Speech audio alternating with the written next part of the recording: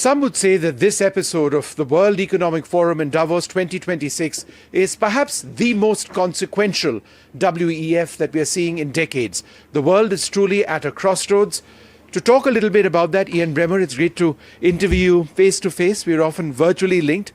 He's a political scientist. He's an author. He has founded the Eurasia Group. He looks at risk from a geostrategic perspective. Thanks very much for being with us. Donald Trump, day after tomorrow. Do you expect him to really redefine the stage with what he says over here in Davos? I think it's always wise not to predict what Trump is going to do on a given day. Right. But what he is doing is redefining America's role in the global order. He is not committed to the U.S.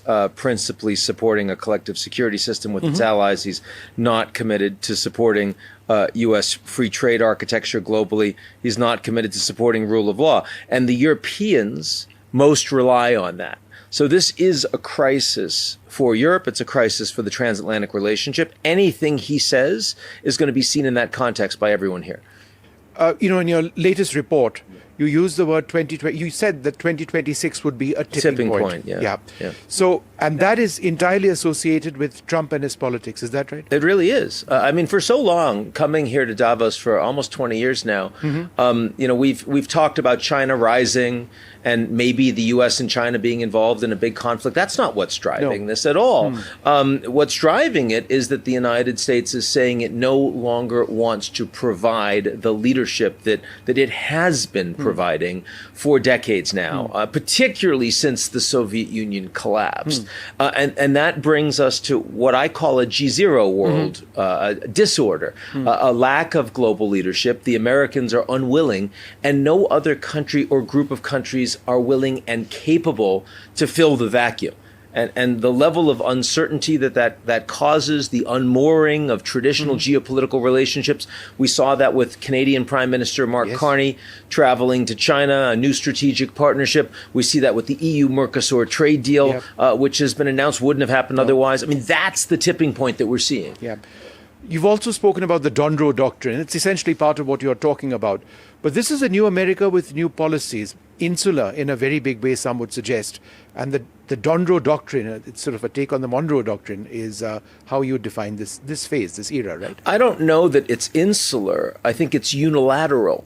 Insular implies that the Americans lack ambition. And while the U.S. is prioritizing control over its own backyard as defined by the president, I wouldn't say that the United States is uninterested in the rest of the world. The Indians know this. Iran, Trump was almost ready to launch strikes on Iran in the last few days and only held off really because they didn't yet have enough military equipment in the region. But it's now going there. So I think insular probably implies a limitation that we don't see. So let's talk a little bit about Iran before we speak about Greenland, the hot topics as they were. Some would suggest that action hasn't already taken place against Iran militarily because executions have been halted, if indeed they have been. That's his belief. Do you believe that there is still some road for talk, compromise, call it what you want, between America and Iran? I think that there's still time for talk, but Supreme Leader Khamenei has so far shown an unwillingness to provide meaningful concessions on the issues that would move the needle with the Americans on the ballistic missile program, on uranium enrichment and inspections, and on provision of support for the so-called axis of resistance, the Iranian proxies around the region. Absent that, I do think that the likelihood of U.S. military intervention directly in Iran once the American military is in place, especially to be able to adequately defend troops and Israel in the region, I think that likelihood is going way up. We are not out of the woods on Iran. How would that actually impact the protesters on the ground? It's one thing to hit the Iranian military, the military installations, but how would that necessarily link up, unless there's a decapitation strike? Well, even if there is a decapitation strike, that doesn't mean that you're getting rid of the Iranian regime. I mean, you basically just had a decapitation strike in Venezuela. Yeah. It's the same regime in place. And so what does that mean for the Venezuelan people? Well, I don't yet see a road for democracy. I still think the regime will be repressive. In Iran, I mean, there's already been thousands of Iranian civilians unarmed killed. Yes. And we've seen it before. We saw it in 2022. We saw it in 2009. And I expect we're going to see it again. This is a brutal and repressive regime that most of us with or without Khamenei. With or without Khamenei, in my view. Yes. I mean, you still have the Islamic Revolutionary Guards Corps. You still have the Basij. It is a relatively well-paid, trained group that is very comfortable with using repression to ensure that they maintain a monopoly of state power. Why does Trump want Greenland? I wish I knew.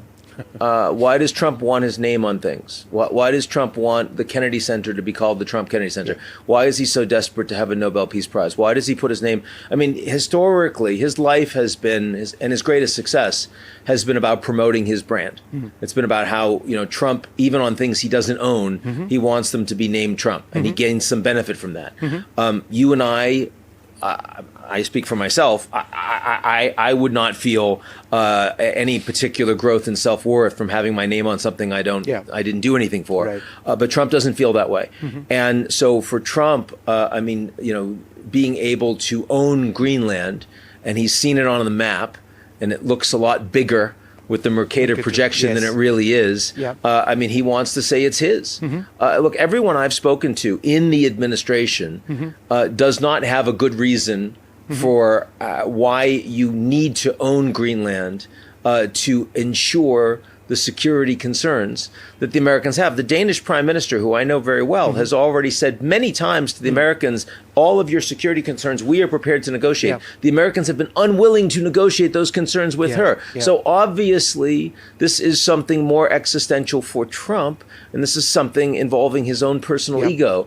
And, when the interests of the president as a person become different from the interests of a country, you have a real problem. Yeah. And that's where we are on this issue.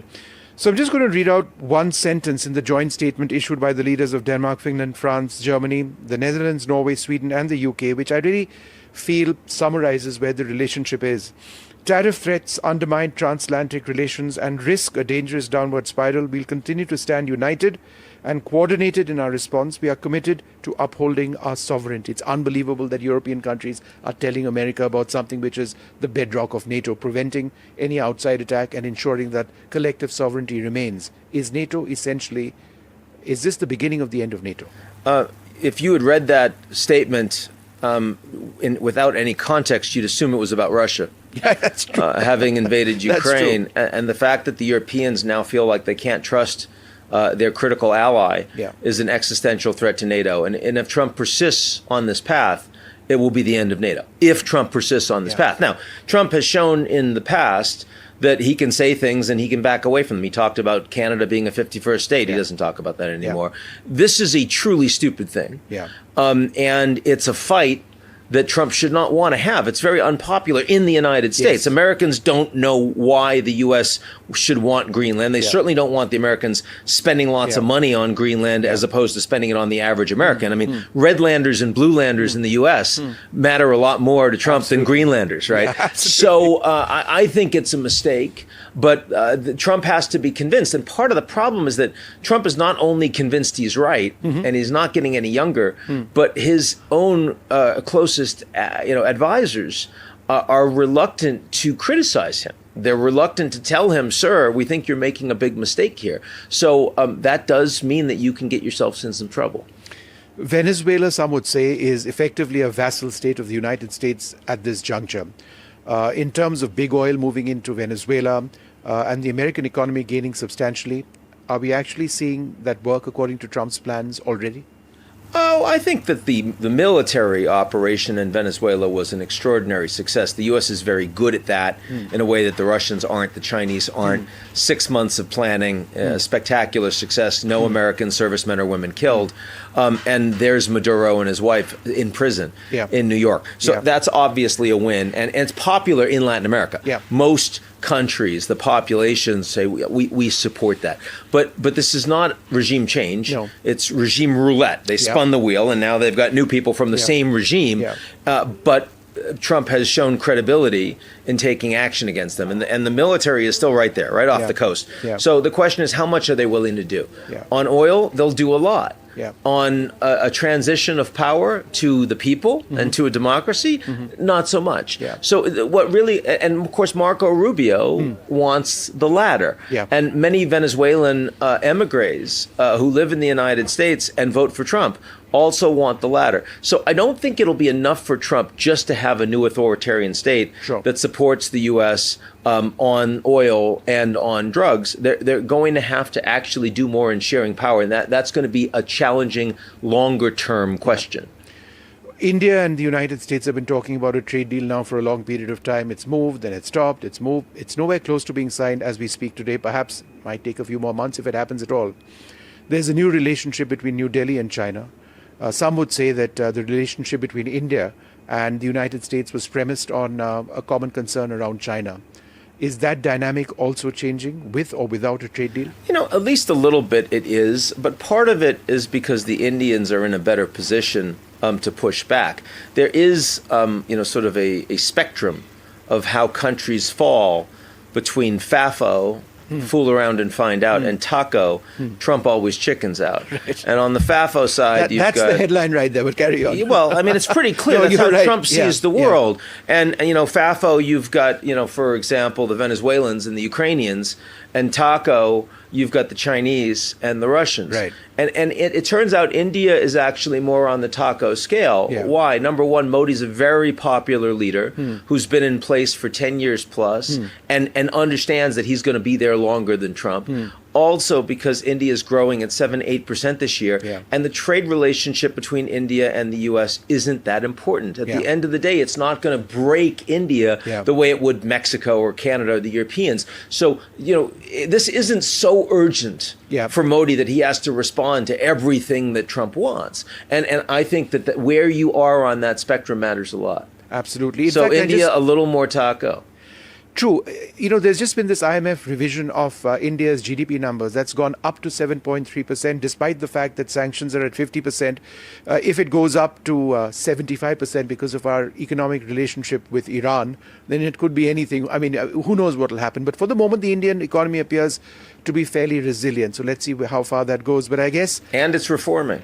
True, it is. Again, look at the insurance companies, private sector investment, nuclear, private sector investment. I mean, lots of things that India continues to do over a decade now that make it more attractive to international capital investment. This really matters. Most democracies around the world do not have that capacity. Yeah. Ian Bremmer, it's always wonderful to speak to you. Thank you once again. And it's great to see you face to face here in Davos. I would suggest that day after tomorrow is going to be one of the biggest and most important days of the year. Donald Trump over here is going to come with a big message. What's it going to be? We're going to have to wait to find out.